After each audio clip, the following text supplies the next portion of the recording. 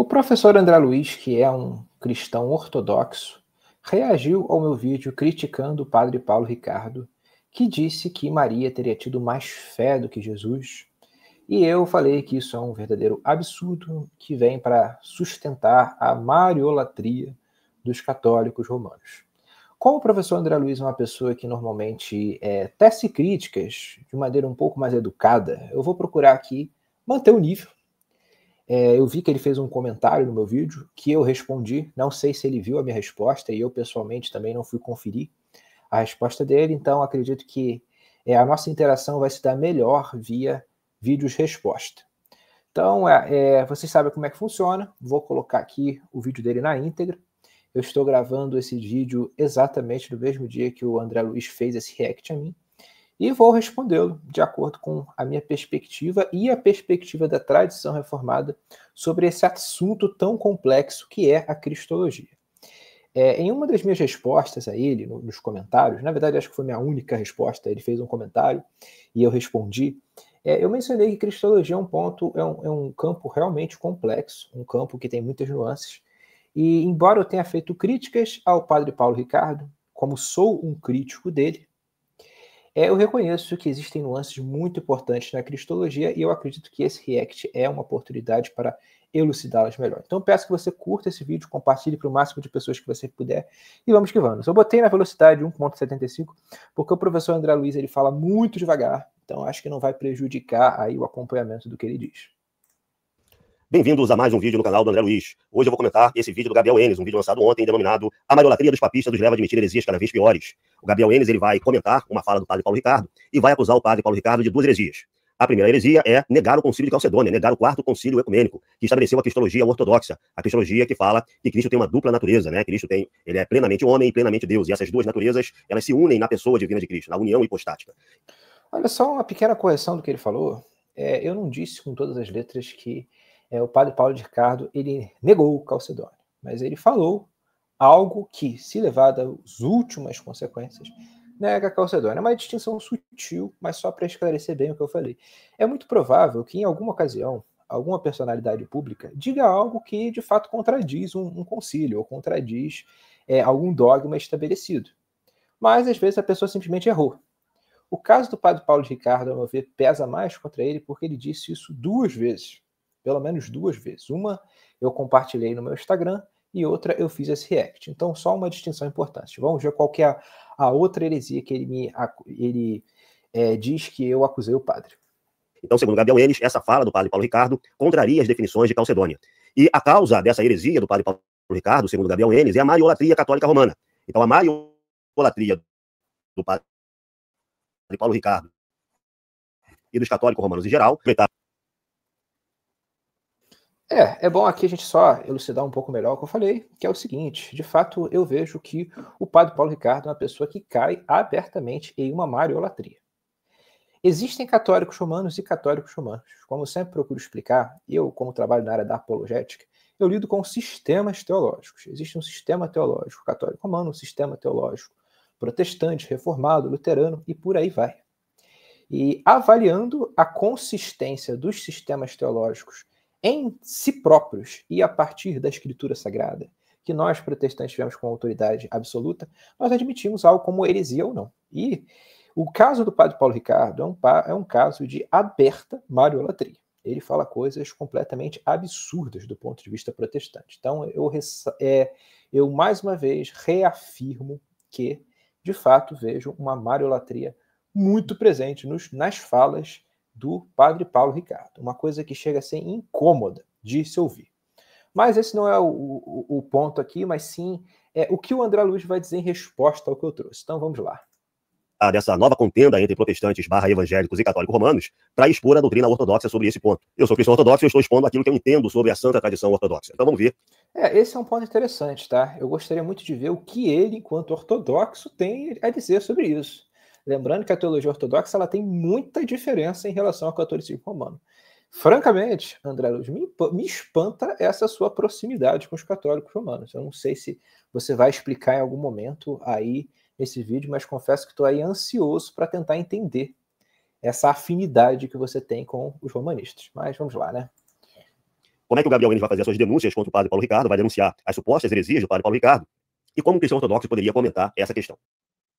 A mariolatria leva os católicos romanos a dizer coisas cada vez mais absurdas e a abraçar heresias cada vez piores. Hoje, pela primeira vez na história da teologia do Brasil, nós vamos reagir ao padre Paulo Ricardo, um dos maiores apologistas católicos romanos do Brasil. Uma pessoa tão honesta sobre o protestantismo como o Lula é sobre qualquer coisa. E hoje ele declara, uma vez mais, a sua paixão irracional pela pessoa de Maria, e qualifica muitos católicos romanos, infelizmente. E nós vamos ver como que essa paixão por Maria o leva a dizer coisas absurdas, que são heresias francas e claras. Então vamos acompanhar o pensamento do Gabriel. Ele está dizendo que existe uma heresia fundamental no pensamento católico romano, e mais especificamente no pensamento do padre Paulo Ricardo, uma heresia fundamental que os leva a cometer outras heresias. A heresia mais fundamental é a mariolatria, uma paixão irracional pela pessoa da Virgem Maria. E essa paixão irracional levaria os católicos romanos a declararem outros absurdos. Então vamos ver qual é o absurdo que o padre Paulo Ricardo falou. Só um detalhe, tá, André Luiz? Leva o padre Paulo Ricardo a dizer isso, tá? A gente precisa ser muito criterioso quanto ao objetivo do meu vídeo. O meu objetivo do vídeo foi criticar o padre Paulo Ricardo. E, por conseguinte, acusar católicos romanos que seguem o padre Paulo Ricardo nisso. Existem católicos romanos que são mais comedidos em relação a Maria, embora sim eu veja que a mariolatria ela está presente em todo o catolicismo romano. Mas o caso do padre Paulo Ricardo é um caso extremo que ilustra até que ponto que o culto a Maria, porque uma coisa é fato, a teologia católica romana ela estabelece um culto a Maria. Mas o exemplo do padre Paulo Ricardo mostra até que ponto que isso pode chegar. Mas vamos seguir, né? Falou. Maria, você cruz, muito termina. Por quê? Porque ela tinha fé. Uma fé luminosa, a maior fé que já existiu. Jesus, que era Deus, não tinha fé. Maria é, de todos os seres humanos que passaram na história, o ser humano que mais teve fé. É a pessoa humana com fé. Maria. Isso aqui é o suficiente, né, meus amados irmãos? Vocês veem que o padre Paulo Ricardo sorri. Ele fica radiante quando ele fala sobre a fé de Maria, sobre a grandeza de Maria. Fala que Maria teve mais fé que os patriarcas, que os apóstolos, que os profetas. Foi a pessoa da história da humanidade que mais teve fé. E um ponto muito importante a ser destacado é que ele diz que Maria teve mais fé do que Jesus. E a explicação dele para dizer um absurdo desses é que Jesus era Deus. Percebam o incômodo do Gabriel pelo fato do padre Paulo Ricardo dizer que a fé da Virgem Maria é superior de todas as outras pessoas humanas. O Gabriel ele fica nitidamente incomodado com isso. Poxa, quer dizer que a Virgem Maria teve fé maior do que a de Abraão, maior do que a dos patriarcas. Eu acho um barato esse incômodo, tá? Fala muito sobre essa repulsa que os protestantes sentem em relação a Teotocos. Será que a fé de São João Precursor, de São João Batista, não era superior à fé de Abraão? Será que a fé de São João Teólogo não era superior à fé de Abraão e dos patriarcas? Será que a fé dos apóstolos não era superior à fé dos patriarcas? Existe qualquer problema em dizer alguma coisa dessa? Existe algum problema em dizer isso? Né? Existe algum problema de ordem teológica em que alguém tem uma fé maior do que a de Abraão? Me parece que não. E, no entanto, o Gabriel Enes implica com essa afirmação, né, de que Teotocos possa ter tido uma fé maior do que a de todas essas pessoas humanas. Bom, esse incômodo do Gabriel não é o ponto principal, é uma curiosidade. Eu acho uma curiosidade importante de ser trazida à tona, mas não é, vamos dizer assim, aquilo que ele está argumentando. Aquilo que ele está denunciando, sem ser uma heresia dita pelo padre Paulo Ricardo, é o fato de Maria ter uma fé maior do que a de Jesus. Mas não é exatamente isso que o padre Paulo Ricardo diz. Só deixa eu fazer um pequeno comentário. Ele foi bem preciso em dizer que é uma curiosidade eu ter dito que essa declaração de que Maria teve mais fé do que Abraão, do que os patriarcas, do que os apóstolos, ser algo realmente atípico. E eu vou explicar por quê que eu vejo como atípico você atribuir a Maria uma fé maior do que a dos apóstolos, dos profetas, dos patriarcas, de Abraão. Quando eu digo isso, eu não procuro desqualificar a pessoa de Maria. Inclusive, André Luiz, eu acredito na Teotocos. Eu acredito que Maria é mãe de Deus. Não no sentido de isso respaldar um culto à pessoa de Maria, dentro da fé reformada. Mas eu entendo como Teotocos na fórmula que foi estabelecida nos concílios da igreja. Eu entendo que Jesus era Deus, portanto, Maria é mãe de Deus. Maria é uma mulher santa, é uma referência, é alguém que deve ser tido como um exemplo de mulher, alguém que teve um papel único na história da humanidade, mas a quem nós não devemos dar um culto nem de longe próximo àquilo que o catolicismo romano faz. E por que eu digo isso? Porque, embora não caiba a nós declarar quem teve mais fé dentre os seguidores de Cristo, dentre os profetas, existem certos parâmetros na Bíblia de fé. Abraão é um parâmetro de fé. Ele é chamado de pai da fé. Aí como que você sustenta que Maria teve mais fé do que Abraão? Você está claramente afirmando algo sem algum fundamento escriturístico que fundamente isso. E eu vou trazer uma outra passagem. Olha que coisa curiosa que Jesus diz em Lucas capítulo 7, verso 9. Ele vai falar isso a respeito de um centurião romano. Olha o que a palavra de Deus diz. Isso eu estou lendo na Almeida Corrigida. Abre aspas, e Jesus, ouvindo isso, maravilhou-se dele e, voltando-se, disse à multidão que o seguia: digo-vos que nem ainda em Israel encontrei tanta fé. Então Jesus está dizendo sobre um centurião romano que nem em Israel ele tinha visto tanta fé. Maria estava em Israel. Então a gente vê que, pelo menos nessa passagem, essa suposta fé mais alta de Maria, ela é colocada como algo controverso. E eu volto a dizer, eu não estou dizendo com isso que Maria era uma mulher sem fé. É muito claro que Maria foi um exemplo de fé. E Maria teve um papel único. E eu entendo que em alguns meios evangélicos se cria uma repulsa pela pessoa de Maria que não se sustenta. Se você olhar como os reformadores, como os escolásticos reformados, eles lidaram com a pessoa de Maria, eles sempre lidaram com respeito. Eu também procuro lidar com respeito. O que eu não lido com respeito é essa forma de culto que os papistas estabelecem à pessoa de Maria, que os leva a fazer afirmações teológicas que carecem de qualquer base. Então, isso é uma coisa aí que me espanta, de fato. Vamos dar seguimento. Ele não diz que Maria tem uma fé maior do que a de Jesus. Ele diz que Maria tem uma fé maior do que a de outras pessoas humanas e que Jesus não tinha fé. Certo? Não é que a fé de Jesus fosse menor que a fé de Maria. Jesus não tinha fé. Abraão tinha fé, os patriarcas tinham fé, os apóstolos tinham fé, o Gabriel Enes pode ter fé, mas Cristo não tinha fé, é o que o padre está dizendo. Vamos ver por que o Gabriel Enes considera essa afirmação um absurdo. E a explicação dele para dizer um absurdo desses é que Jesus era Deus. E como eu falei no início desse react, os papistas dizem coisas tão absurdas sobre Maria, que eles chegam a declarar em alto e bom tom heresias claras. E o que é uma heresia? Eu sempre procuro ser bastante rigoroso quando eu chamo alguém de herege, porque é uma coisa rara. Os papistas, é claro, né? Eles são heréticos por muitas razões. Mas aqui eu vou reivindicar a cristologia e a teontologia, que são as bases mais consistentes para você chamar alguém de herege. O Concílio de Calcedônia estabeleceu as duas naturezas de Cristo. Cristo tem uma natureza humana e uma natureza divina. Claro que você vai ver isso antes do Concílio de Calcedônia. Mas a definição mais clara disso vem no Concílio de Calcedônia. Então, tanto católicos romanos como protestantes históricos, o que é o meu caso, definem Cristo como alguém dotado de duas naturezas. Ele é plenamente humano e plenamente divino. Isso consta na nossa Confissão de Fé de Westminster, nós, quanto presbiterianos, subscrevemos a Confissão de Fé de Westminster, e consta também nos símbolos de fé católicos romanos. Logo, todo católico romano precisa entender que Cristo ele é plenamente humano e plenamente divino. A explicação que o padre Paulo Ricardo dá para Jesus não ter fé é absurda. Porque Jesus, enquanto Deus, era o próprio Deus. Não tinha necessidade de ter fé. Ele tinha um conhecimento arquetípico de todas as coisas, um conhecimento absoluto de todas as coisas. É claro que ocultado, mediante a kenosis, né, que é descrita em Filipenses capítulo 2. Mas, em contrapartida, enquanto homem, ele tinha fé. Cristo tem uma natureza humana e uma natureza divina. Nós, homens, precisamos da fé. Existem dois problemas nessas considerações do Gabriel. O primeiro problema é que a fé, como tratada pelos católicos romanos, a fé da qual fala o padre Paulo Ricardo nessa passagem, não é uma capacidade humana. Veja bem, existe uma fé que é uma capacidade humana. Por exemplo, eu vejo o sol nascer todos os dias. Então eu tenho fé, eu creio, eu acredito que o sol vai nascer amanhã também. É uma fé baseada em probabilidades que eu percebo a partir dos meus sentidos. Toda vez que eu coloco água para esquentar no meu fogão, em determinado momento a água ferve. Então eu creio, eu acredito que se eu colocar a água agora para esquentar no meu fogão, na boca do meu fogão, a água vai ferver em algum momento. É uma crença, mais uma vez, é uma fé baseada nas probabilidades que eu percebo através da minha experiência sensorial e na minha razoabilidade. Na maioria das vezes que o Flamengo joga com o Vasco, o Flamengo se dá bem. Então eu creio que a médio prazo o Flamengo vai ganhar mais do que vai perder no Vasco. É uma crença razoável, né? Não estou querendo ser polêmico aqui, mas acho que vocês entenderam a questão. Por exemplo, o conhecimento científico é um conhecimento experimental, ele dá resultados similares a longo prazo. Então eu tendo a colocar confiança nas consecuções, nas realizações, nas pesquisas feitas pelos cientistas, porque eles têm uma certa credibilidade que eles conquistaram através desses resultados que eles apresentam e que eu posso constatar de maneira razoável e através dos meus sentidos. Então, essa é uma fé humana, mas não é a fé da qual está falando o padre Paulo Ricardo. O padre Paulo Ricardo está falando de um tipo de fé, de um tipo de assentimento intelectual, de um tipo de assentimento de vontade, que se dá a verdades que não podem ser atestadas pelos sentidos e não podem ser alcançados via razão. É um tipo de fé em verdades espirituais. Não que sejam verdades irracionais, mas a gente não pode prová-las, nós não podemos chegar a essas verdades através de premissas racionais, através de um raciocínio lógico. São verdades espirituais, são verdades reveladas.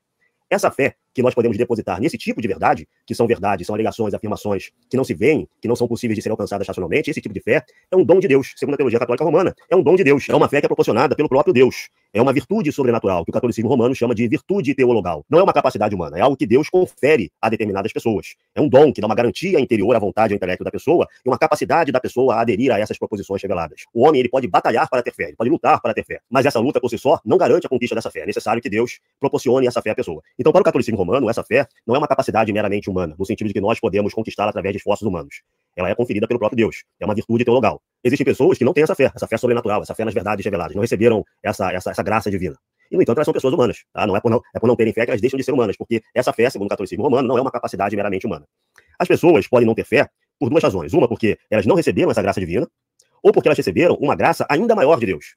Existe um dom de Deus que é superior à própria fé, segundo o catolicismo romano. Esse dom de Deus, que é superior à própria fé, eles chamam de visão beatífica. A visão beatífica é o tipo de união que a pessoa tem. Eu vou deixar ele terminar de elaborar o raciocínio dele. Eu acho que ele está elaborando o raciocínio por uma via interessante. Vocês vão ver que eu vou comentar tudo isso que ele está trazendo.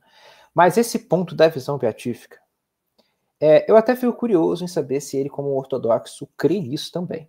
Porque uma das pessoas que desenvolveu esse entendimento foi São Tomás de Aquino.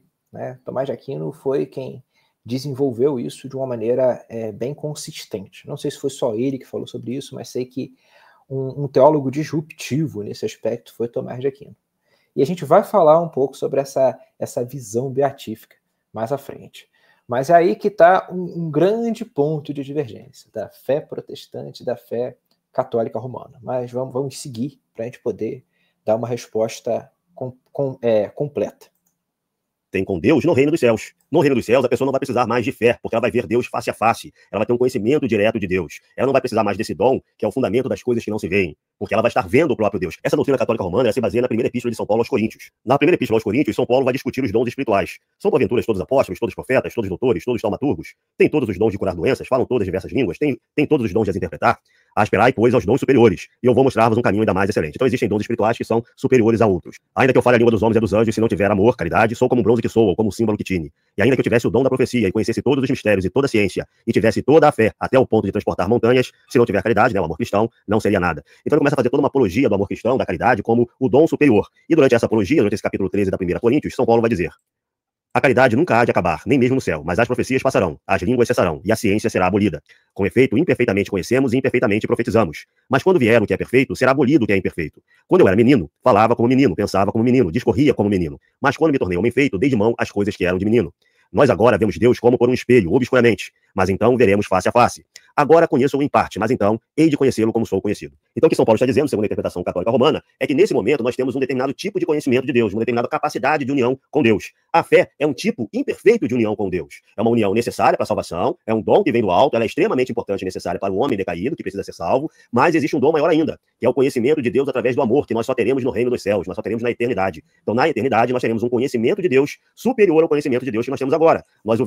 Eu acho que agora é o momento que dá para eu explicar um pouco qual que é a divergência da tradição reformada com o pensamento católico romano.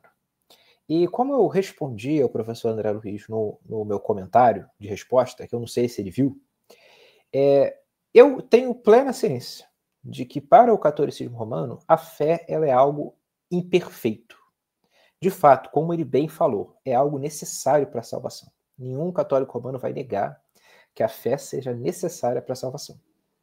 Mas a questão que está em disputa aqui é se Jesus teve ou não fé. O que o católico romano vai dizer? Ele vai dizer que Jesus ele nasceu já com uma visão beatífica. Então ele não precisava da fé.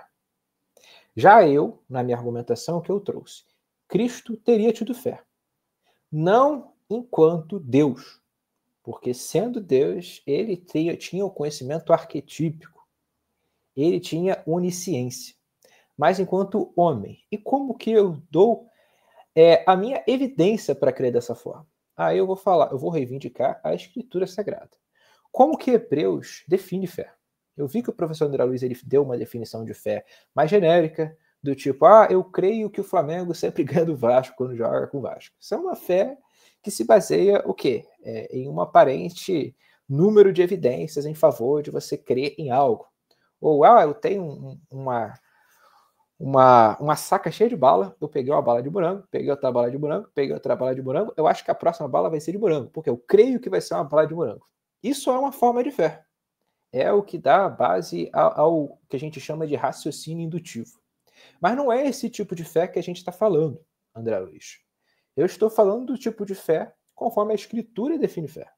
E qual que é a melhor definição de fé que você vai ver nas Escrituras? Eu vi alguns católicos romanos tecendo críticas ao meu vídeo, falando que eu precisava dar uma definição do que é fé. E aqui eu vou dar minha definição, está em Hebreus capítulo 11, verso 1. A fé é o firme fundamento das coisas que se esperam e a prova das coisas que não se veem. Então, a fé é um fundamento daquilo que se espera, uma prova daquilo que não se vê. Cristo, ele tinha plena consciência da sua missão, do seu propósito. E a gente precisa ter em mente o seguinte: Cristo, ele foi perfeitamente Deus, e ele foi perfeitamente homem. Ele satisfez a ira de Deus, que seria dirigida a todos nós, mas que foi dirigida ao nosso Salvador, que foi um sacrifício vicário pelos nossos pecados. Cristo nos substituiu. E, enquanto vítima sacrificial, Cristo ele cumpriu perfeitamente a lei. E para você cumprir a lei, você precisa necessariamente crer nas promessas e nas ameaças de Deus que estão intrínsecas à lei. A Confissão de Fé de Westminster, ela vai dizer que a lei tem várias funções. A lei, ela revela a vontade de Deus. A lei, ela nos mostra a necessidade de nos conformarmos a Deus. A lei, ela aponta a bênção e aponta a maldição. Cristo nunca transgrediu a lei. Ele viveu sob a lei, mas nunca pecou. E uma coisa que é muito curiosa, professor André e irmãos, é que Lucas diz o seguinte, diz assim, ó, e isso está no capítulo 2 de Lucas, do verso 52. E ele crescia em sabedoria, em estatura e em graça para com Deus e os homens.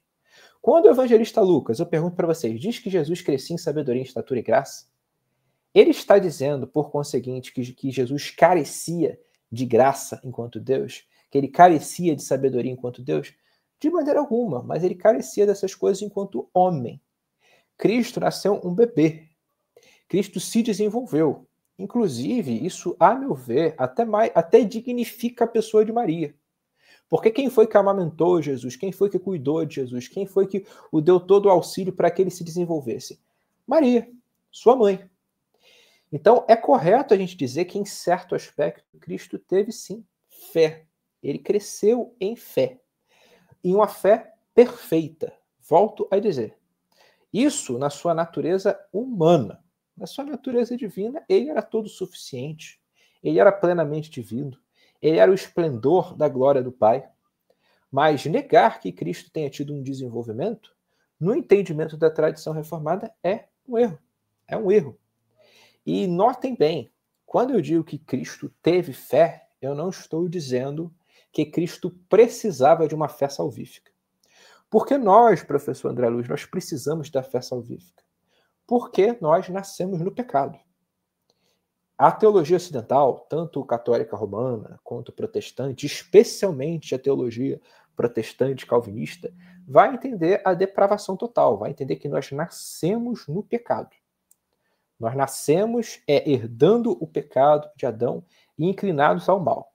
E nós somos justificados pela fé. Nisso existe uma diferença entre o catolicismo romano e o protestantismo. Eu não vou falar aqui da fé ortodoxa, porque eu não tenho um conhecimento tão amplo da fé ortodoxa para falar o que ela pensa e dizer que o que eu sustento está necessariamente em contrariedade com o que o professor André Luiz e outros ortodoxos sustentam. Então, estou aqui me restringindo a falar do catolicismo romano.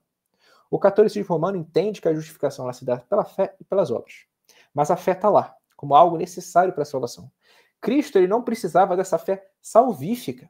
Por quê? Porque ele nasceu sem pecado. Ele nasceu de maneira imaculada. Ele foi preservado dos efeitos do pecado. Porque uma coisa muito importante que nós sustentamos enquanto protestantes é que Maria nasceu no pecado. A Virgem Maria nasceu no pecado. Isso é um ponto de divergência que nós temos com a teologia de Roma, que vai entender que Maria foi concebida sem pecado, que é a Imaculada Conceição. Um dogma ao qual eu já teci outras críticas aqui. Mas, em suma, a partir das Escrituras, nós podemos sustentar que, em certo sentido, que eu expliquei aqui. Então, antes que alguém queira dizer, Gabriel, você está falando algo que não tem consistência. Não, eu expliquei aqui. Cristo cresceu em sabedoria, em estatura e em graça para com Deus e para com os homens. Ele teve um desenvolvimento similar a um homem normal, porque ele era plenamente homem. Então aí a gente tem uma divergência aí com a teologia católica romana. Quando a teologia católica romana diz que Cristo ele já nasceu tendo a visão beatífica, não enquanto Deus, mas enquanto homem, ela sacrifica todo esse desenvolvimento que a palavra disse que o nosso Senhor Jesus Cristo teve enquanto esteve entre nós. Vamos continuar.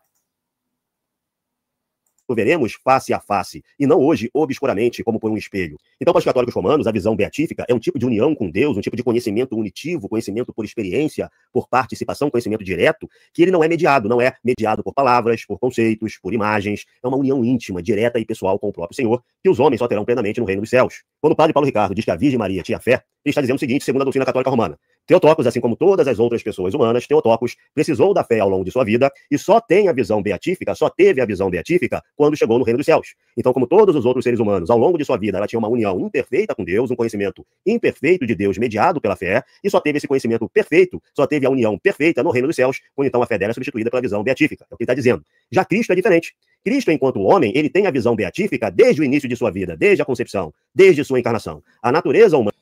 Esse é um ponto, professor André, que eu tenho uma séria divergência com o catolicismo romano. Justamente pelas razões que eu falei. Porque se você acredita que Cristo já nasceu com a visão beatífica, ele já nasceu um bebê com conhecimento de tudo, que não precisasse de um desenvolvimento. Aí você pode restringir, falar, poxa, não, mas Cristo sabia só a questão das verdades de fé.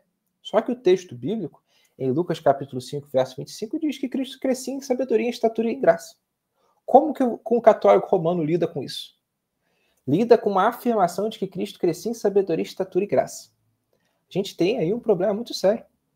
A gente tem aí uma dificuldade. E essa dificuldade tem como causa raiz uma má interpretação do que seja a natureza humana de Cristo. Então é aí que está a divergência com o que seria a Calcedônia.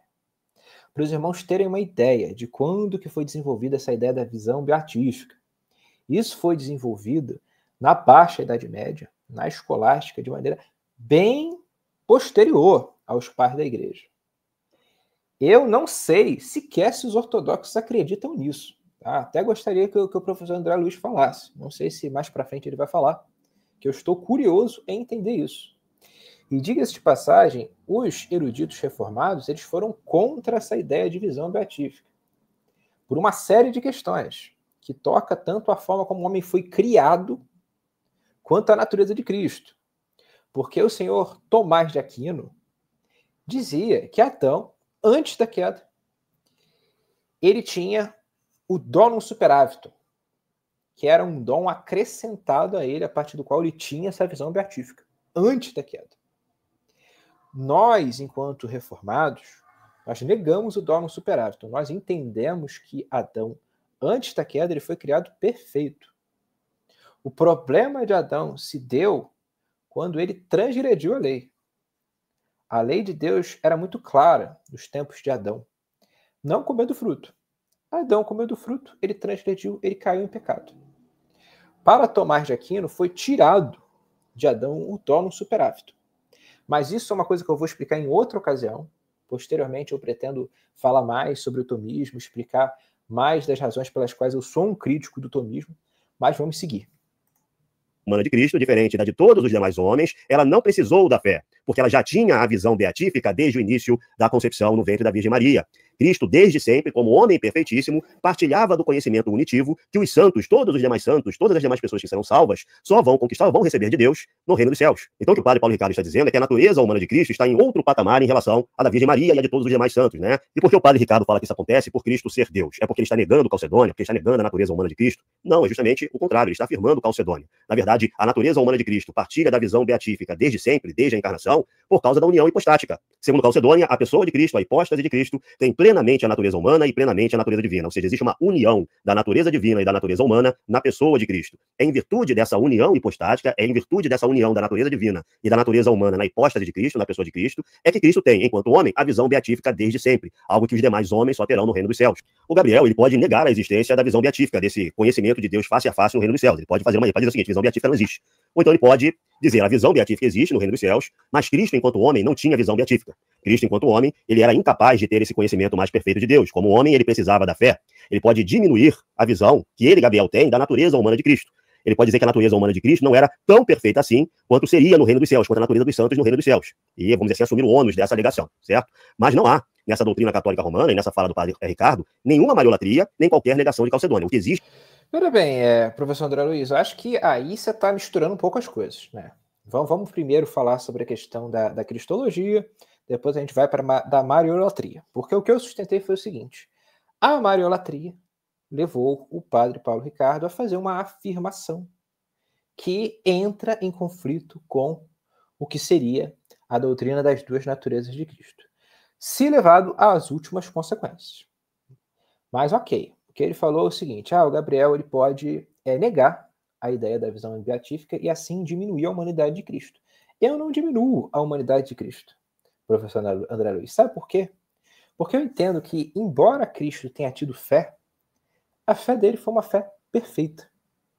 Eu acredito que Cristo foi perfeito em absolutamente tudo. Só que o ponto é, nós, enquanto reformados, nós negamos essa ideia de visão beatífica. Nós entendemos que Adão, antes da queda, ele estava em uma condição perfeita. Deus criou o homem perfeito, mas com o poder de obedecer a ele e de transgredir a sua vontade, comendo do fruto do conhecimento do bem e do mal. Nós não entendemos que a natureza do homem é por si só inerentemente necessitada de um dom acrescentado, que é um donum superávitum, sobre o qual Tomás de Aquino falou. Tomás de Aquino falou do donum superávitum, né, que é um dom acrescentado à natureza humana, que é o que confere essa visão beatífica. Nós entendemos que Adão, no estado que precede a queda, ele era pleno, ele era perfeito. Por que Adão caiu? Porque ele desobedeceu a Deus. Aí você pode perguntar assim para mim, Gabriel, você acredita que Adão tinha fé? Em certo sentido, ele não tinha fé, não tinha necessidade de uma fé salvífica, mas ele precisava crer em Deus. Por que Deus colocou a árvore do conhecimento do bem e do mal no jardim? É claro que eu não gosto de especular, tendo em vista que eu entendo que a palavra de Deus ela é suficiente para a nossa salvação. E tudo que ela expõe, ela é suficiente para que nós sejamos salvos. Ela nos revela tudo aquilo que nós devemos saber para a salvação. Mas Adão precisava crer na promessa de Deus. Crer que se ele comesse daquele fruto, ele morreria. E o que aconteceu? Eva ouviu a serpente. Ela chamou Deus de mentiroso. Então, neste sentido, Cristo tinha fé.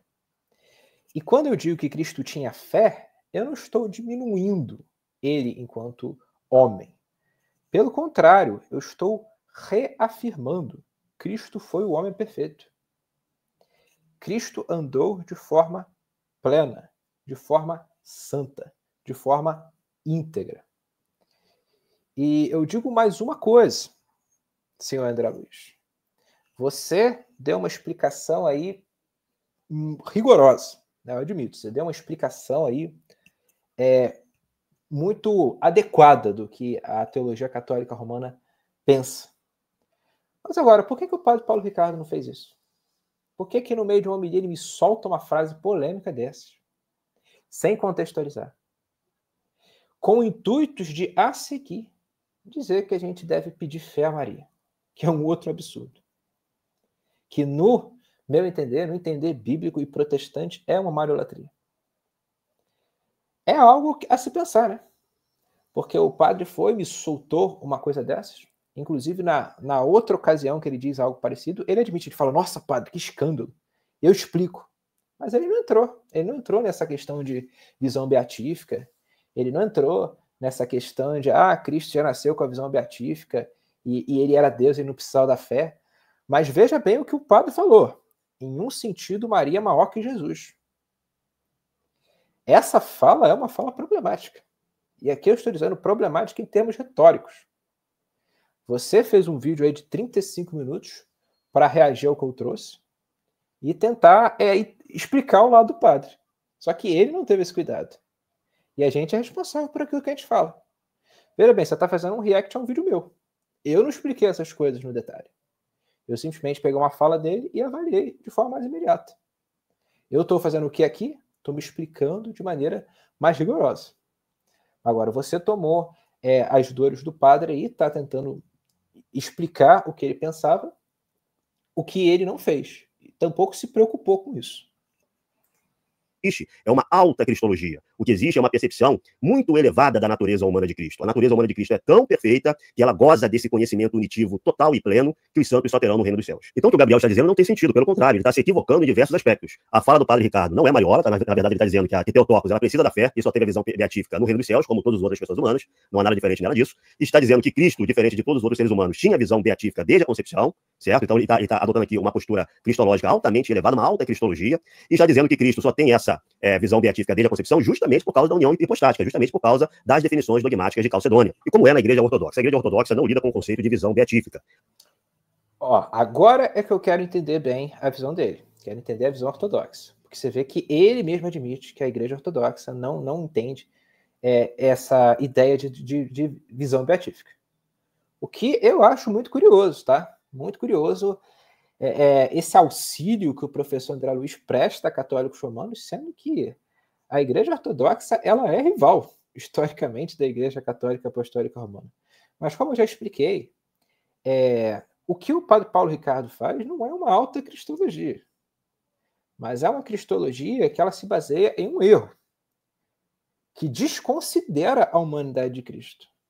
Então a gente precisa tomar muito cuidado, que não é porque você diz que simplesmente a natureza de Cristo era gloriosa, era grandiosa, que isso por si só é fidelidade com o entendimento de que Cristo era plenamente humano. Porque uma coisa é certa, Cristo era divino, Cristo era Deus. Cristo diz para Pedro, na ocasião que ele corta a orelha do soldado, não sabes tu que eu poderia pedir legiões de anjos para vir me guardar? Ele era Deus, ele tinha o poder divino. Mas agora, o ponto é a natureza humana. A natureza humana tem atributos humanos. E a natureza divina tem atributos divinos. Existem muitos erros cristológicos quando alguém não faz as corretas distinções. E isso é o que acontece com o padre Paulo Ricardo.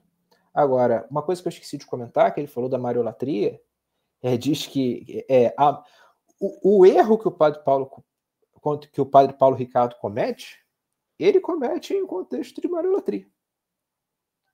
Mas agora, se eu pegar hoje a teologia católica apostólica romana, sem nem olhar para Maria, esse é um erro perceptível. É um erro perceptível que eu expliquei aqui como que eu o desenvolvo como um erro. O texto bíblico é claro. O texto bíblico diz que Cristo cresceu em sabedoria, estatura e graça. Cristo ele cresceu sob a tutela de Maria, diga-se de passagem. Isso é negar a cristologia? É enfraquecer a cristologia? De maneira alguma. Cristo continua sendo Deus, mas ele é, ao mesmo tempo, plenamente homem. Mas agora vamos escutar o que o professor André Luiz tem a dizer sobre a perspectiva ortodoxa, que eu, francamente, estou curioso.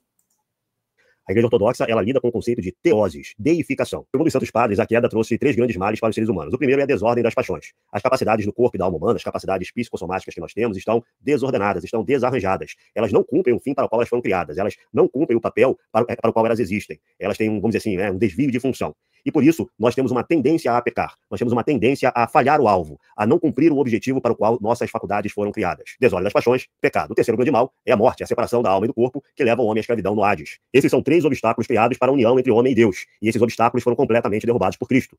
Com a sua encarnação, Cristo vai santificar a natureza humana e vai corrigir essa doença da desordem das paixões. Então Cristo vai santificar, vai glorificar, vai deificar a natureza humana com sua encarnação. Com sua morte na cruz, com a redenção, ele vai resolver o problema do pecado. E com sua gloriosa ressurreição, ele vai romper o aguilhão da morte. A soteriologia ortodoxa ensina esses estágios para que o homem possa alcançar sua união plena com Deus. Em primeiro lugar, ele tem que ordenar as suas paixões, ele tem que curar a doença da corrupção que corrói sua natureza. Suas paixões têm de ser ordenadas segundo a natureza original criada por Deus, ou seja, ele tem que alcançar a impassibilidade. Essa luta pela impassibilidade é uma purificação do espírito humano, é uma purificação da capacidade humana de se unir a Deus. E uma vez que essa capacidade esteja purificada, o homem pode entrar na teoria, na contemplação do próprio Deus. Essa pessoa humana, o nous dela consegue ver Deus. não como na visão beatífica católica romana, porque a visão beatífica católica romana defende que os santos no reino dos céus veem a essência divina. Na ortodoxia não é assim. Nós não acreditamos que o homem possa se unir ou participar diretamente da essência divina. Nós achamos que o homem contempla as energias incriadas de Deus, e não a sua úsia, tá? Mas existe esse estágio da teoria, da contemplação das energias divinas. E o terceiro estágio da deificação, a teoses propriamente dita, é quando essas energias divinas que são contempladas, são vistas pelo ser humano, pela pessoa humana, passam a transformar, a deificar completamente as suas próprias capacidades psicossomáticas. A alma e o corpo do homem são transformados naquilo que alguns vão chamar de corpo glorioso, né? São transformados segundo a participação nessas próprias energias divinas. Então, impassibilidade, teoria, teoses. São os estágios da união do homem com Deus, segundo a Igreja Ortodoxa. Agora percebam, segundo a ortodoxia, todas as pessoas humanas têm que passar por esse processo, por esses estágios. Então, todas elas têm que lutar por sua impassibilidade, todas elas têm que chegar ao estágio da contemplação de Deus, da teoria, e todas têm que passar pela deificação, inclusive Teotocos, inclusive a Virgem Maria, todos os santos. Com Cristo, não. Cristo já é um ser humano deificado desde sua concepção. Desde sua concepção no ventre da Virgem Maria, Cristo já está em teoses. Mais ainda, ele é não apenas deificado, como sua natureza humana é fonte de deificação. Esse processo que eu descrevi aqui, de impassibilidade, teoria e teoses, só pode ser alcançado pelos homens que participem do corpo deificado de Cristo. Então, o corpo de Cristo, a natureza humana de Cristo, ela já é deificada desde o início e ela também fonte de deificação, fonte de santificação para todos os demais. Então, a ortodoxia tem uma alta cristologia, tem uma visão extremamente elevada da natureza humana de Cristo. Cristo não é um homem passando por um processo, um homem alcançando estágios cada vez mais elevados de acordo com suas realizações em vida. E não é um homem lutando pela própria santidade, resistindo a tentações demoníacas. Não é um homem que está lutando contra a própria ignorância, tentando ver Deus. Não é um homem que está buscando um dia ser ressuscitado para alcançar o corpo glorioso. Não é nada disso. Para a ortodoxia, Cristo já tem a natureza humana glorificada e deificada desde a concepção, desde o primeiro momento. E aí ele expressa essa deificação de maneira mais ou menos robusta, segundo os seus propósitos de salvar a humanidade. Tá? Ele pode expressar mais ou menos esse seu caráter deificado, esse seu caráter glorioso, que ele... Veja bem, pessoal, ele falou muita coisa aqui sobre a teologia ortodoxa que eu não vou comentar, porque eu precisaria estudar mais para poder fazer uma crítica mais assertiva sobre o pensamento ortodoxo. Mas ele vai dizer que a Igreja Ortodoxa ela tem uma alta cristologia. Cristo já começou glorificado. E muito provavelmente ele está falando isso colocando a cristologia ortodoxa do lado da cristologia católica romana para desqualificar e minimizar o que seria uma cristologia protestante. Só que sabe qual que é o problema de você dizer isso? Você dizer que Cristo ele já veio glorificado? É que você tem passagens, olha, como Hebreus capítulo 12, verso 2. Olha o que Hebreus capítulo 12, verso 2 diz. Olhando para Jesus, autor e consumador da fé, o qual pelo gozo que lhe estava proposto, suportou a cruz, desprezando a afronta e assentou-se à destra do trono de Deus. Outra passagem, muito conhecida, Filipenses 2, do verso 8 ao verso 11. E achado na forma de homem, humilhou-se a si mesmo, sendo obediente até a morte, morte e cruz. Pelo que Deus também o exaltou soberanamente, e lhe deu um nome que é sobre todo nome, para que ao nome de Jesus se dobre todo o joelho dos que estão nos céus, e na terra e debaixo da terra, e toda língua confesse que Jesus Cristo é o Senhor para a glória de Deus Pai. Outra passagem.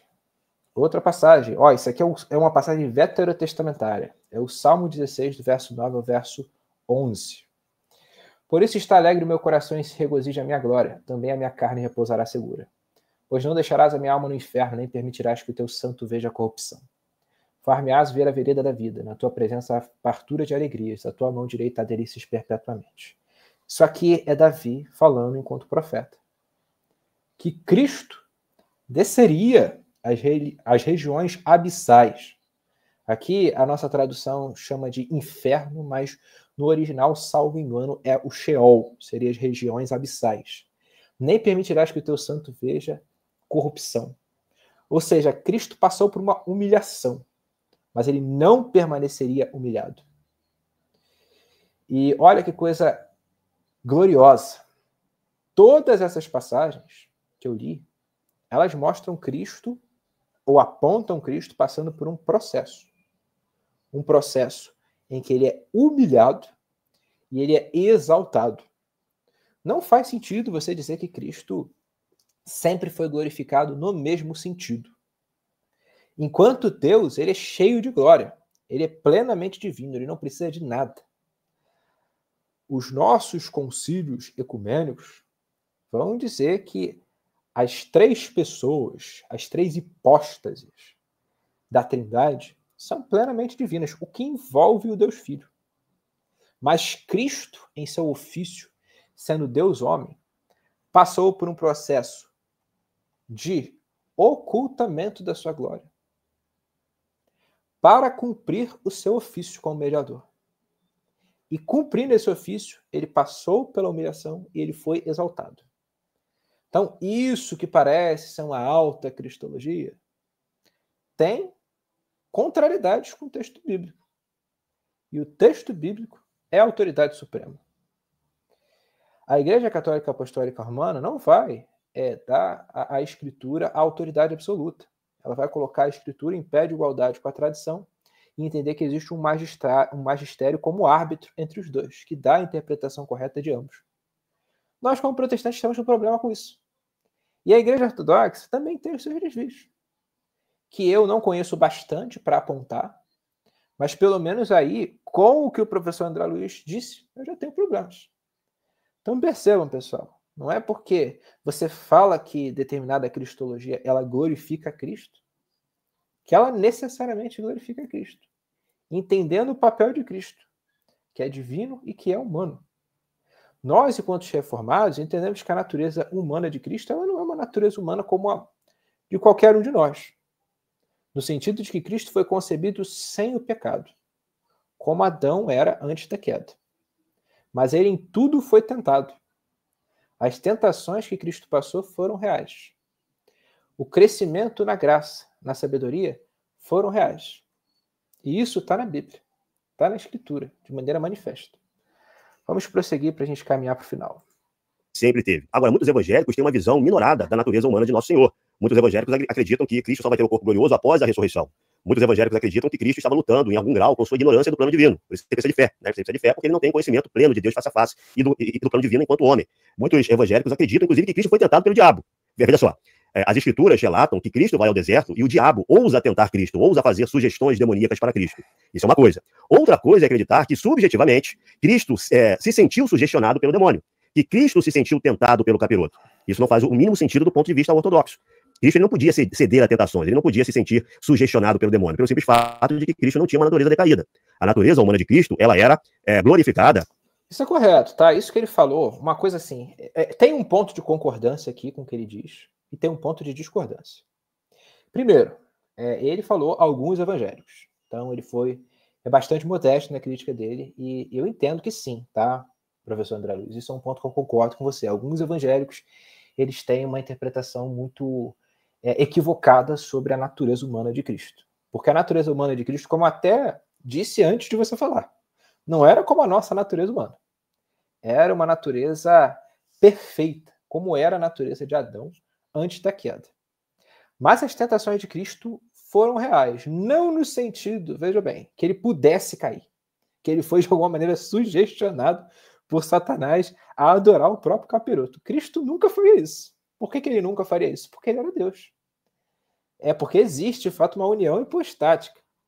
Cristo, ele foi perfeitamente Deus. Então, ele obedeceu a Deus perfeitamente. Mas é correto a gente dizer que a tentação, ela foi real no sentido de que Cristo venceu onde Israel caiu. Uma coisa muito curiosa, que eu poderia elaborar melhor, mas aqui não é o ponto. Eu acho que essa conversa, esse react está bastante rico, né? Então é bom a gente trazer alguns pontos interessantes. É que você vê que o povo de Israel vai para o deserto. E no deserto, eles pecam contra Deus, eles murmuram. Eles caem com um bezerro de ouro. Por que Cristo foi para o deserto? Uma das razões era para ele vencer onde Israel foi derrotado. Ele poderia vencer. E para ele vencer onde Israel pecou, ele teria que passar por tentações. E ele obedeceu a Deus plenamente.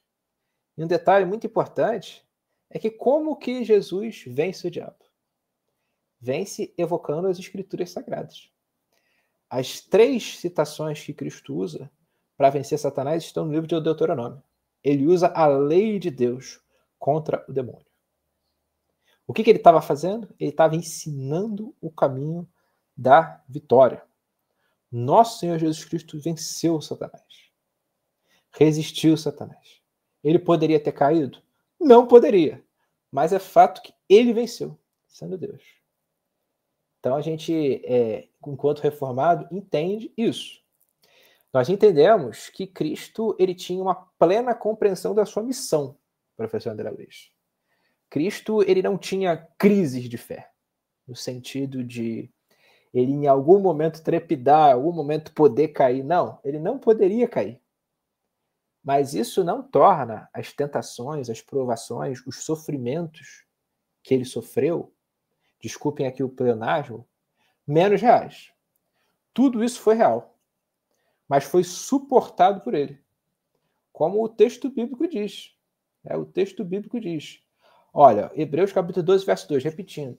Olhando para Jesus, autor e consumador da fé, o qual, pelo gozo que lhe estava proposto, suportou a cruz, desprezando a afronta, e assentou-se à destra do trono de Deus. Então ele suportou a cruz. Para ele suportar algo, aquilo precisa ser real.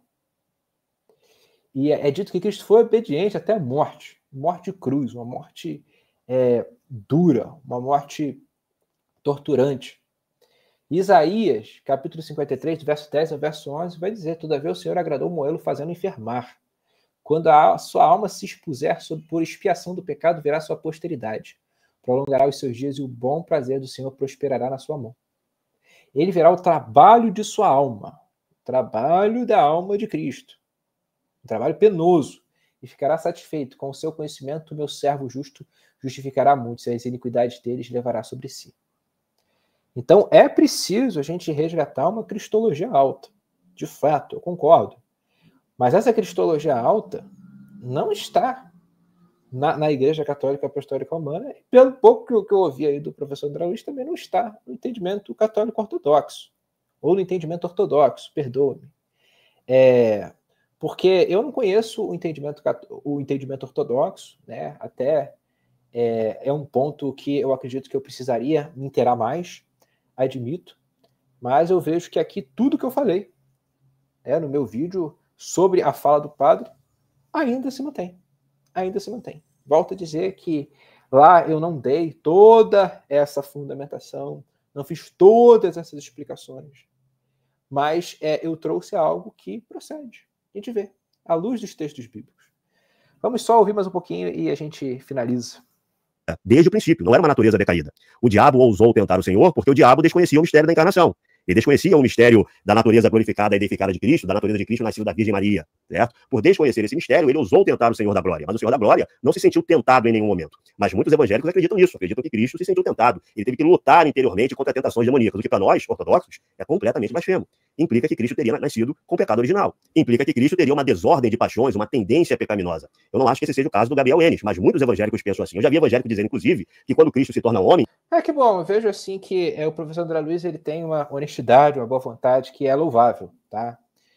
Muito obrigado aí pela sua paciência, tá, André Luiz? Eu acredito que você vai estar assistindo esse react, mas eu fico feliz, né, por esse tão respeitoso. Eu vou procurar ser respeitoso sempre que a gente vier a se corresponder aí via react. Mas, de fato, é um absurdo você dizer que Cristo ele poderia ter caído, né, no sentido de que Cristo ele ficou balançado com as tentações de Satanás. E isso se explica por algo que o próprio João Calvino falou. João Calvino diz que Cristo ele tinha plena consciência da sua missão, plena consciência do seu ofício. Ele era plenamente Deus. A gente não pode deixar isso em nenhum momento de lado. E ele venceu Satanás, ele venceu tudo isso. Mas o meu ponto de divergência é só que tudo isso foi real. Foi real e ele suportou precisamente por ser Deus. Ele deixa de ser Deus. Ele só volta a ser Deus depois da ressurreição. Já vi evangélicos me dizerem isso. Que para nós é completamente blasfemo, incoerente, lógico. Não é nem cristianismo isso. Cristo não é um homem passando por um processo de santificação. Ele é o Deus-homem que está santificando o mundo, santificando os homens e derrotando o capeoto. Quando Cristo vai se batizar no Rio Jordão, não é que ele esteja recebendo uma santificação, uma purificação vinda de São João Precursor. É Cristo quem está santificando as águas. Quando Cristo entra nas águas, as águas são santificadas. Deixa eu mostrar o ícone para vocês.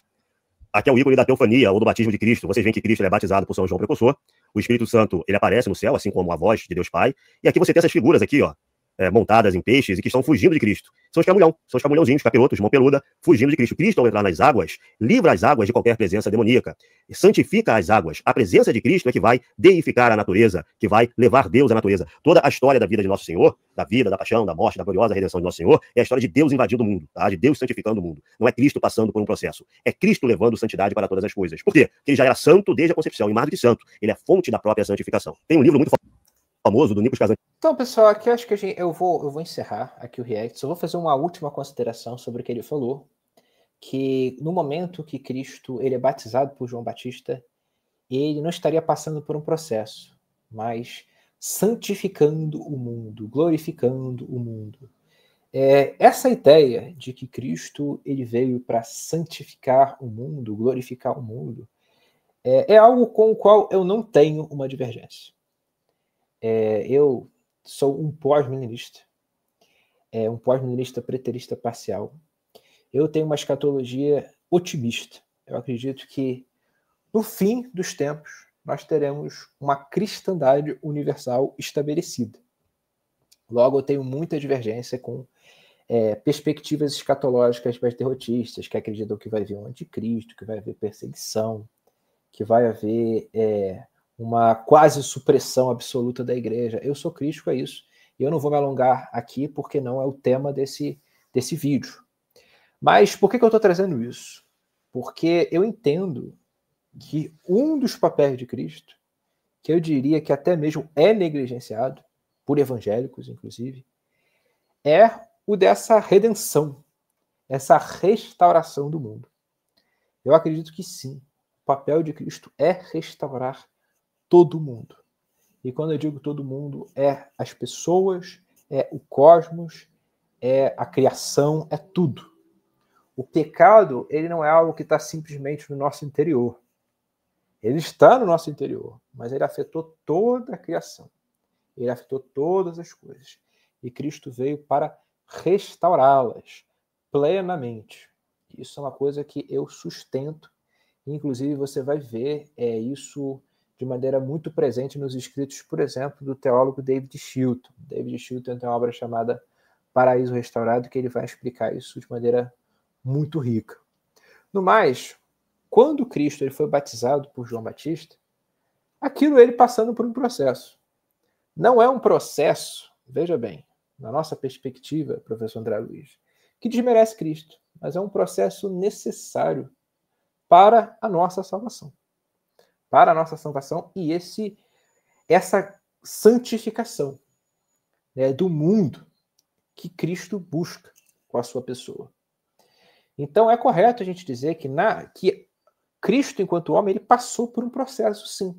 Ele se desenvolveu, ele cresceu na graça, ele cresceu na sabedoria, ele cresceu no conhecimento. Ele foi batizado por João Batista e é tão interessante, que olha que coisa interessante. Olha como é que a Bíblia é interessante. João Batista ele pergunta para Jesus: como que eu vou te batizar?